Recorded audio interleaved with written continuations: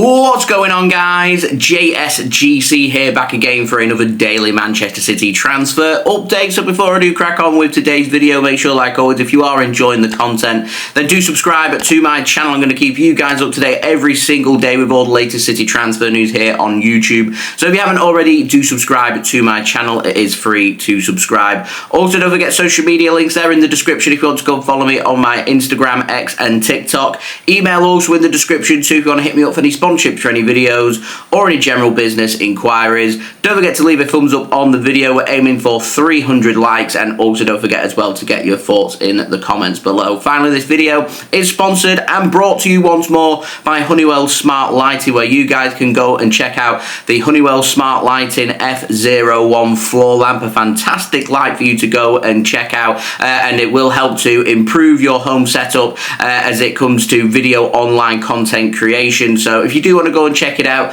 links and details, they are in the description. I do have a promo video which I will roll at the end of this video. So we've got no contract news, so we're going to dive straight on in with the outs, and we've got the very latest on James McAtee. Now, there are some murmurs once more going round about Bayer Leverkusen once more declaring their interest in James McAtee. They were interested at the start of the window. They've not managed to make a deal happen before the transfer window shuts on June 10th. That window will reopen on Monday, the 16th of June, and Bayer Leverkusen may want to declare their interest once more in James McAtee to try and negotiate a deal. Now, I presume a lot of this does come down to Bayer Leverkusen securing the sale of Florian Wirtz to Liverpool, which is set to go ahead, with conflicting reports about what the fee is.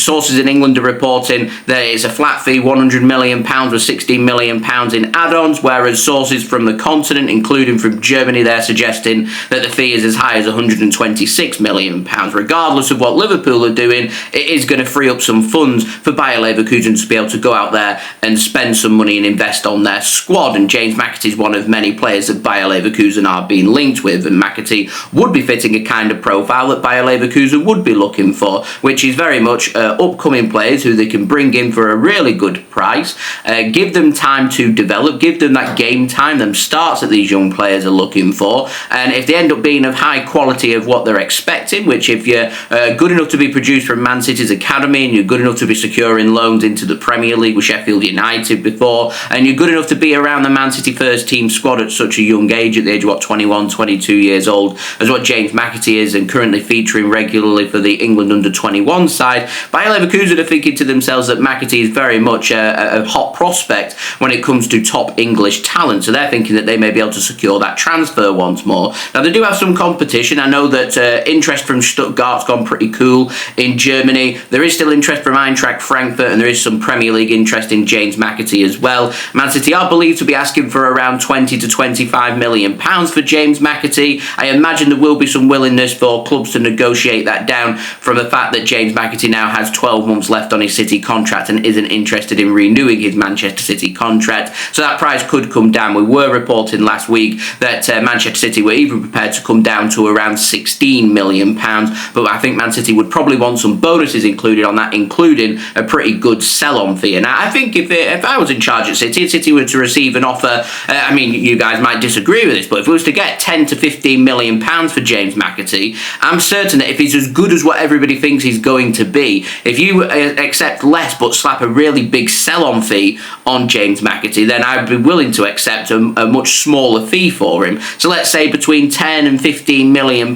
but we whack a 30 to 35, maybe a 40% sell-on fee, and Bayer Leverkusen managed to produce James McAtee into being one of the hottest prospects around, and he ended up turning into a 50, 60, 70 million pound player, then Manchester City are going to be getting a lot of money from that potential sale and that sell-on fee. So it all depends. It depends if there's release clauses put on there, and what Bayer Leverkusen will be looking for if they are interested in making this transfer. But we were reporting last week that they'd cooled their interest, and I find it really interesting that Florian Wirtz now set for his move to Liverpool, that once more Bayer Leverkusen seem like they are interested once more, and it's various sources that this has come from, both in Germany and in England, so I do believe that interest from Leverkusen is very much legit when it comes to James McAtee, and he is one of many players that Man City need to sort the future out of in this summer transfer window. And one of the other players that City really need to sort the future out of is Jack Grealish. Now, Jamie Jackson has said that Manchester City are yet to receive any formal approaches for Jack Grealish this summer.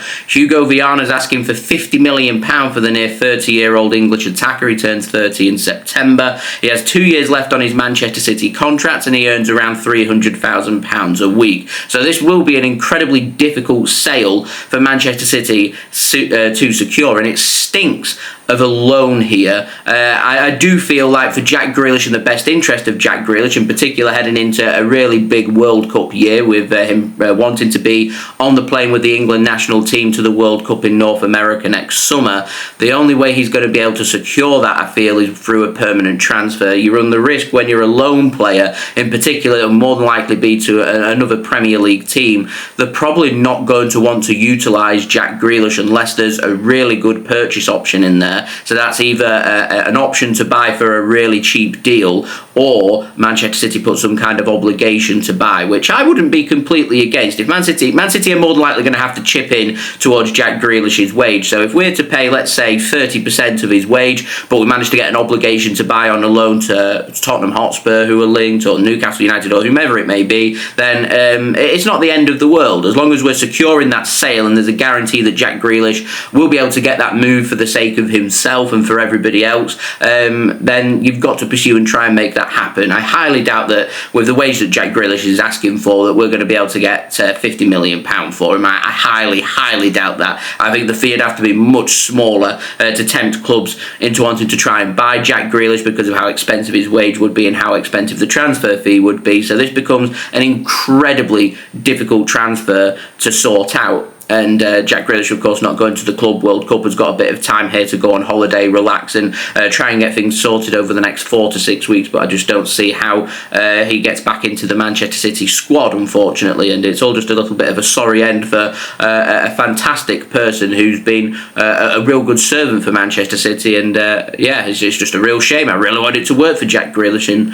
it hasn't. So here we are. Anyway, moving on. Final story. I want to speak about Rodri, because this, again, really interesting. We were fending off last summer interest from Real Madrid in Rodri, and before he picked up his ACL injury, Real Madrid were really breathing down the neck of Manchester City, that City was scrambling together to try and get Rodri onto a new contract. Now, I did speak about at the time, would Manchester City pursue trying to get Rodri onto a new contract whilst he's injured? I said at the time that I imagine City want to see what his recovery looks like before deciding on whether they want to put him onto a new contract or not. Anyway, AS in Spain have said that they fully expect Rodri to be signing a new contract at Manchester City. They're expecting it to be a new luxurious long-term contract that Manchester City would want to put Rodri on to try and fend off interest, in particular interest coming in from Real Madrid. But Real Madrid have just made it public knowledge through Spanish media outlets that they're very much still interested in Rodri. Now, I know that AS in Spain are not the most reliable of sources, but what they're reporting on here, you can believe it to be true. Rodri's got 2 years left on his Manchester City contract, and I think it's really important.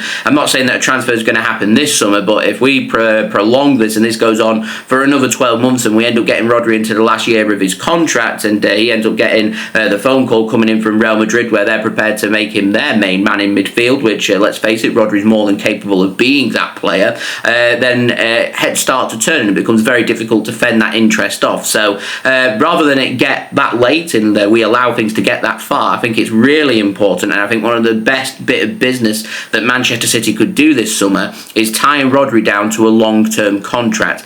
For transfers during the transfer window, sometimes it's not just about bringing players in. Sometimes it's not even about selling players. Sometimes it's about interest in your players and being able to fend off that interest and getting players onto new long-term contracts. We managed to do an outstanding bit of business in the January window, securing Erling Haaland for so long, and that was one of the best bits of business that we did in January. And for this summer transfer window, I feel like one of the best bits of business we could do is getting Rodri onto that new luxurious long-term contract at Manchester City to reflect his importance. He's a Ballon d'Or winner. He's the best defensive midfielder in the world. He's the best midfielder in the world as far as I'm concerned, and you want the very best at your clubs. And Manchester City have to do everything they can to keep Rodri here as far as I'm concerned. If we can get him on that new contract at some point this summer, then I would put that up there as some of the best bits of business that City could do in this summer transfer window, and trying to fend off some interest from Real Madrid, because when Real Madrid come calling, a lot of players will listen.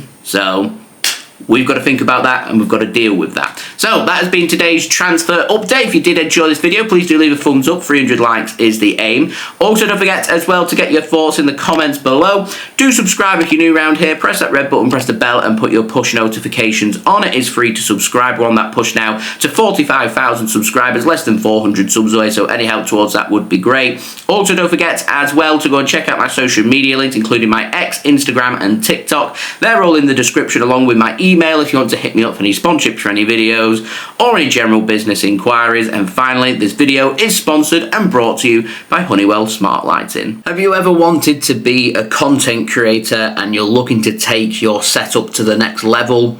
Well, one of the most important things that you need to think about is lighting. This is where Honeywell Smart Lighting have you covered.